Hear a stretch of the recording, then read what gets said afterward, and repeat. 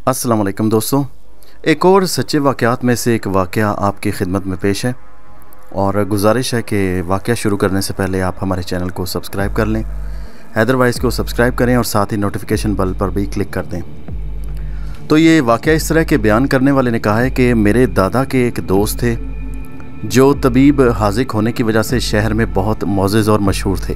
तो एक रोज़ उनके दोस्त जो ख़ुद भी हकीम थे वो हवास बाख्ता मेरे दादा के पास आए और बिला सवाल किए हुए कहने लगे कि आज एक अजीब वाक़या पेश आया है। तो मारे दहशत के मेरा तो अब तक रेशा रेशा कांप रहा है। अब से कोई 2 घंटे पहले मैं अपने मतहब में बैठा हुआ था, यानी वो जो इनका हिकमत खाना था। तो एक खूबसूरत जवान आया और कहने लगा कि हकीम साहब, मेरे घर में एक लड़की बीमार है और काफ़ी अरसे से बीमार है। आज उसकी हालत जो है वो नॉर्मल से ज़्यादा ही नाजुक है। खुदा के लिए मेहरबानी करिए और मेरे साथ अभी चलिए। नौजवान की हालत काबिले रहम थी। मैं फ़ौरन उसके साथ हो लिया। वो मुझे लेकर सीधा दरिया के किनारे पहुंचा और कहने लगा, चलिए उतरिए नीचे। मुझे यकीन हो गया कि उसका दिमाग लड़की की बीमारी के असर से ख़राब हो गया है। मैंने कहा, जवान होश की बात कर, कोई इस तरह भी हवास खोता है? तुम्हारा मकान किधर है? तुम अजीब इंसान हो, मुझे कह रहे हो दरिया में कूदो। नौजवान ने उसके जवाब में मुझे पकड़कर दरिया में डाल दिया और ख़ुद भी कूद पड़ा। मुझे होश आता तो मैंने ख़ुद को एक वसी और आरास्ता महल में खड़े पाया। वो कहते हैं कि मैं वहाँ के तकल्लुफ़ात को बयान करने की ताकत नहीं रखता, यानी कि वो इतना खूबसूरत महल था और हर चीज़ इतनी आरास्ता थी कि मैं बयान नहीं कर सकता। थोड़ी देर दम लेने के बाद वो नौजवान मुझे एक हुजला अरूसी में ले गया, यानी वो जगह जहाँ पे दुल्हन बैठी होती है। तो मैंने देखा कि एक 15-16 बरस की एक लड़की एक बिस्तर पर पड़ी है और बिस्तर पर इंतहाई कीमती बिस्तर और चादरें वो पड़ी हुई हैं। इंतहाई कीमती वो देखने में लग रहा था। तो उसकी हालत वाकई ख़तरनाक हद तक ख़राब थी।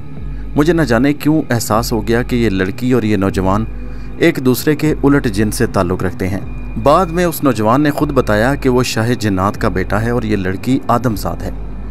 मैंने उसकी हालत का अंदाज़ा करके उसके लिए फ़ौरन अनार और अंगूर के अर्क तजवीज़ किए और कुछ मुफरहात नुस्खे में शामिल कर दिए। चश्मे ज़दन में ये सब चीज़ें सामने आ गईं, यानी कि उसी वक्त उस नौजवान जिन ने वो चीज़ें ज़ाहिर कर दी। लड़की ने उनको पीकर आंखें खोल दी, वो ठीक हो गई। एक आदमज़ाद को पास बैठा देखकर उसको तसल्ली हुई। मैंने उसकी पूरी दिलदारी की। 1 घंटे बाद नौजवान ने मुझको बहुत से चांदी के सोने के सिक्के और जवाहरात दिए और रुखसत किया, और साथ साथ बड़ी सख्ती से यह ताकीद कर दी कि ख़बरदार किसी से इस वाक़े का जिक्र मत करना। लेकिन मैं तुमसे कहे बगैर नहीं रह सकता। ये देखो, ये सिक्के और ये जवाहरात हैं। दादाजी कहते हैं कि मेरे हकीम दोस्त ने मुझे वो सिक्के और जवाहरात दिखाए। तो फिर मेरे दादा ने तामुल करके कहा कि तुम्हें इस राज का जिक्र किसी से नहीं करना चाहिए था, तुमने बहुत गलत किया है। उसने कहा, कुछ नहीं होता, तुम मेरे दोस्त हो, उसे कौन सा पता चलेगा। बाद के दादा जान की डायरी से मुझे पता चला कि हकीम साहब को इस राज को खोलने की काफ़ी सज़ा मिली।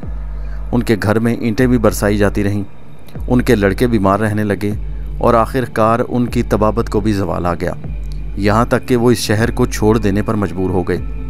वल्लाह आलम उनका फिर क्या हशर हुआ। फिर मेरे दादा ने उस लड़की की मालूमात हासिल की तो पता चला कि उस शहर में एक जुलाहे की लड़की बहुत खूबसूरत थी जो काफ़ी अरसे से गवा हो चुकी थी और उसका अभी तक कोई नामो निशान नहीं मिला था। हो ना हो, ये लड़की जो उस नौजवान जिन के पास थी वही जुलाहे की लड़की थी। इसके बाद दोस्तों एक और वाक़या है। तो बयान करने वाला बताता है कि मैं यहाँ महकमा आपाशी में नक्शा नवीस हूँ। साल गुज़श्ता जब अयाम सरमा में नैनीताल के दफ्तर से लखनऊ आया तो मुतल्लकीन के लिए मकान की जुस्तजू हुई। चंद दिन कोशिश की तो आईना बीबी के बाग में एक पुख्ता और वसी मकान नहायत कम कीमत 6 रुपया माहवार किराए पर मिल गया। ये बहुत पुरानी बात है, यानी कि हिंदुस्तान और पाकिस्तान से बंटवारे से पहले की। तो 6 रुपये माहवार किराए पर मकान मिल गया। मेरे वालिद की वसीयत थी कि जब मकान किराए पर लो तो पहले चंद दिन तक उसमें अकेले रुक कर देखो और उसके बाद बीवी बच्चों को उसमें लेके आओ। तो चुनाचे मैं उस पर अमल करते हुए बीवी को उनके घर इलाहाबाद रवाना कर दिया और ख़ुद तन्हा उस मकान में रहने लगा। 7-8 दिन के दौरान उसमें ठहरा तो उसमें मैंने कोई ख़ास बात न देखी, सिवाय इसके कि कभी कभी रात को इस किस्म का खटका होता जैसे कुत्ते बिल्ली के आने जाने से होता है। तो जब मैं मुतमईन हो गया तो इलाहाबाद से अपनी बीवी और बच्चों को ले आया। मेरी बीवी को 4 माह का हमल था। तो जिस दिन मैं यहाँ पहुँचा उस दिन सुबह को अस्काते हमल यानी हमल के टूटने के आसार नुमायाँ होने लगे, यानी कि उसकी प्रेगनेंसी जो थी उसमें ख़तरा पैदा हो गया। तो उससे कबल नैनीताल में भी उसको इस तरह हो चुका था अस्काते हमल, इसलिए मैंने उसको भी उसका मर्ज़ समझा और करीब के एक डॉक्टर से रुजू किया। उसके साथ मैंने अपनी सास को भी उसी दिन इलाहाबाद से तीमारदारी के लिए बुलवा लिया। उन्होंने आकर मोहल्ले के किसी आदमी से तावीज़ लेकर बांध दिया और अस्कात यानी उसके हमल के ख़त्म होने का अंदेशा जाता रहा। अब मैं नहीं कह सकता कि वो असर तावीज़ का था या दवा की।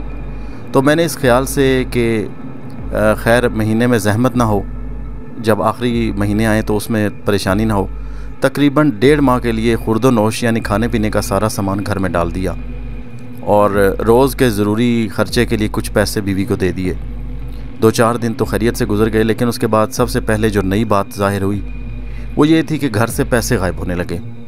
घर में कोई बाहर का आदमी आता नहीं था और ना अंदर कोई ऐसा शख्स था जो ये हरकत करता, लेकिन इसको मैंने भूल चूक समझ लिया। तो एक दिन मैं शाम को कोठे पर पतंग उड़ाने का शौक़ पूरा कर रहा था कि दफ़तन पीछे से किसी ने मेरी गर्दन पर हाथ मारा। वो हाथ इस कदर बड़ा था कि मेरी पूरी गर्दन उसके हल्के में आ गई। मैं लाख कोशिश करता हूँ कि किसी तरह गर्दन ऊपर उठाकर देखूँ, लेकिन कामयाब ना हो सका।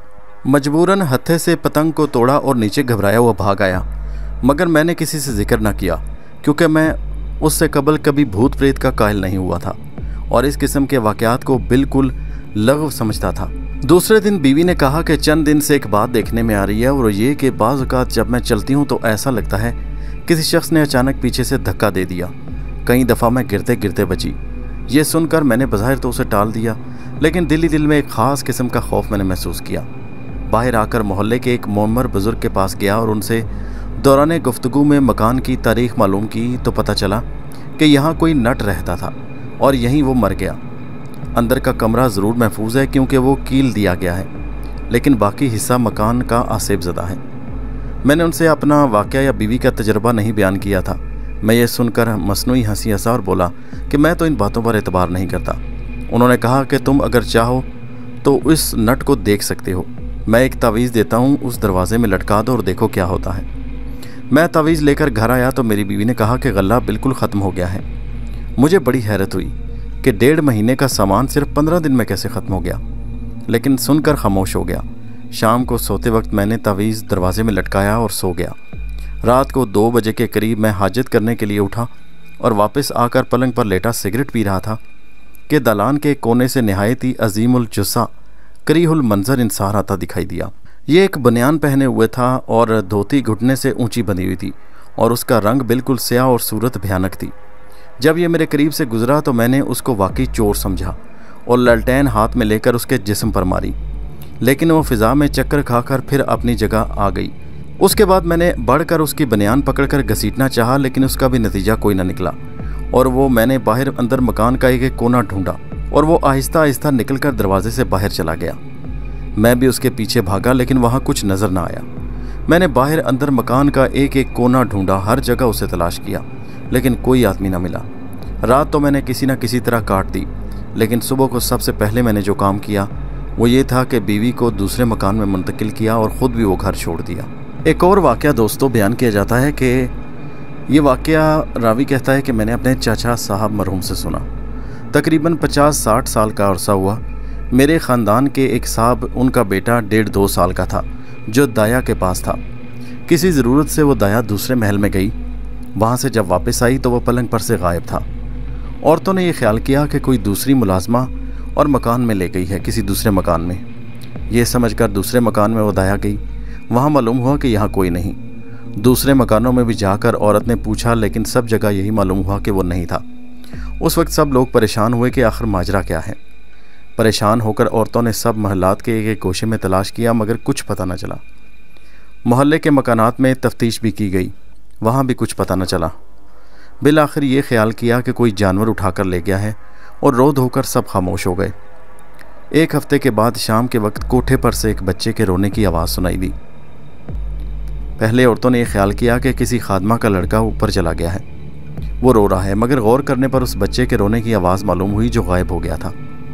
कई औरतें कोठे पर गईं, वहाँ जाकर देखा कि वही साहबजादे बैठे हैं और कई किस्म के फल और मिठाइयाँ उनके सामने रखी हैं। कभी कुछ खाते हैं और कभी तन्हाई की वजह से रोने लगते हैं। उस वक्त की खुशी की कोई हद नहीं थी जो उनको जिंदा सलामत पाकर हासिल हुई। उन्हीं की ज़िंदगी का दूसरा वाक़या है कि जब वो 20-21 साल के हुए तब एक दफ़ा एक ज़रूरत से आगरा गए। दोपहर का वक्त था, एक गली से गुजर रहे थे कि एक मुक़द्दस सूरत के बुज़ुर्ग सामने से आते दिखाई दिए। जब वो करीब पहुँचे तो उन्होंने बढ़कर उनको अपने साथ लिपटा लिया और तमाम जायदाद के हर फर्द की खैर आफ़ियत दरियाफ़्त करने लगे और सब के हाल पूछने लगे।